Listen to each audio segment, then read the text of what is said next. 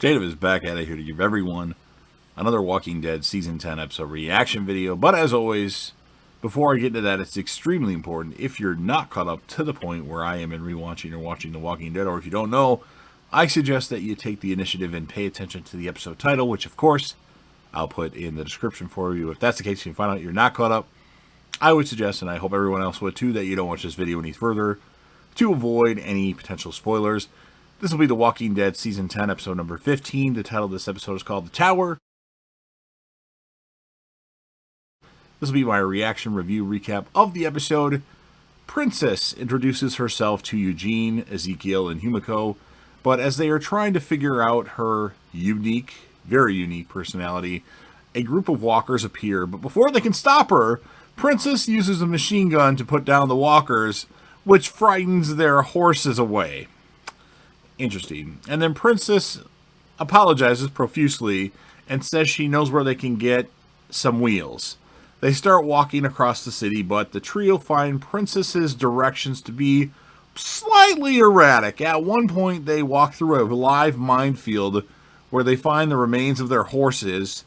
Eugene later realizes they could have taken a much quicker route, and then Princess again apologizes, admitting that she's been alone for so long and wanted to endear a little bit more time to herself with them. And then she takes them to a garage with transportation, the wheels that she was talking about, bicycles. And the trio prepares to depart for their meeting with Stephanie. Himiko, frustrated with Princess, has a change of heart and actually allows Princess to join the group. Elsewhere, Beta has arrived at Alexandria with the Horde, but finds it apparently empty, and then unbeknownst to him, all the residents have fled to a nearby hospital, which they call the Tower, which is kind of random that they never showed this place before, and all of a sudden they have this, place that they hide out at. Whatever, bad writing maybe. With only Alden and Aaron staying behind in order to spy on the Horde and radio their observations to Gabriel.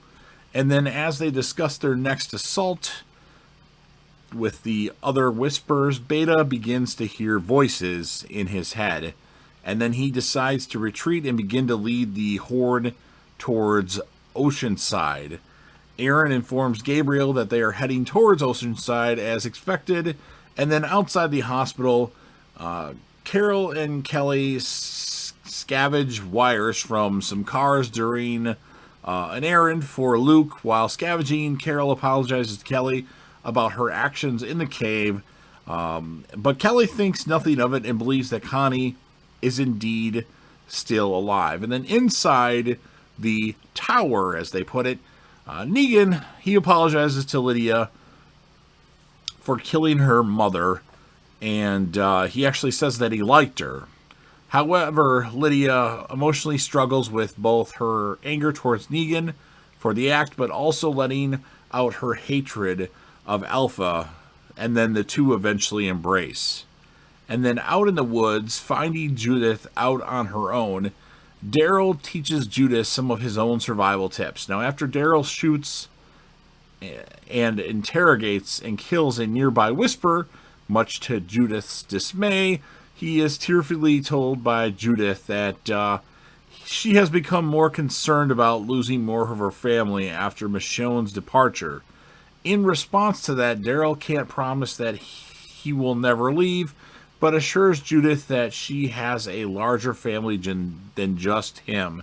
And then, at the same time, Beta continues leading the Horde towards Oceanside, but suddenly stops when he feels like something is amiss and begins to suspect that the survivors are leading him into a trap.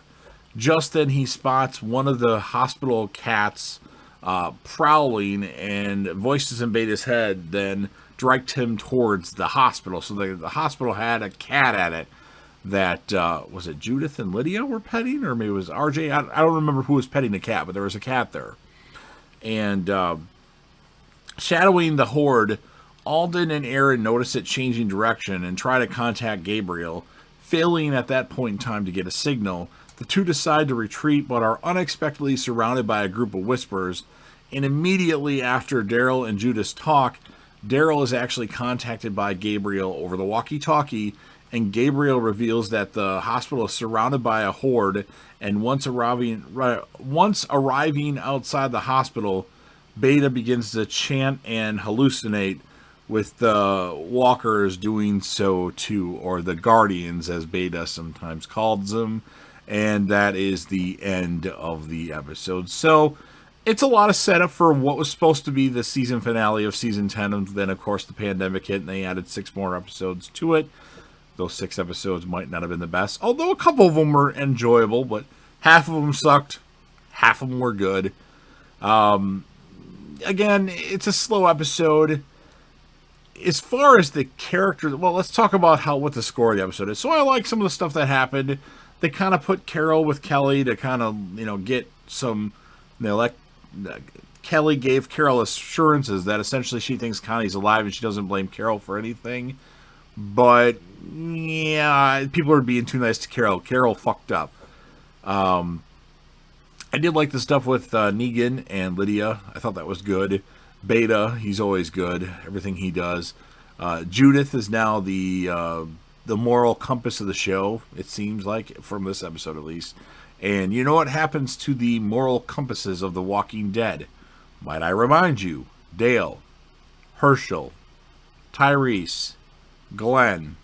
In no particular order. Glenn was always a moral compass, honestly, but all those characters have died. Will they kill Judith off in season 11? Highly unlikely, but you never know what kind of curveballs they'll throw at you. So, all in all, it was okay. I'm going to give it a 7.8 out of 10. And then as far as the character of the episode, nobody really stood out. I find Princess annoying, so I can't give her the character of the episode. I'm going to give it to Daryl, just off of what he did for Judith, and kind of a with Judith being upset that he killed the Whisperer when that Whisperer meant him no harm at the time. Could have went to Judith even, but I'll give it to Daryl. I think he was the standout performer of this episode, possibly.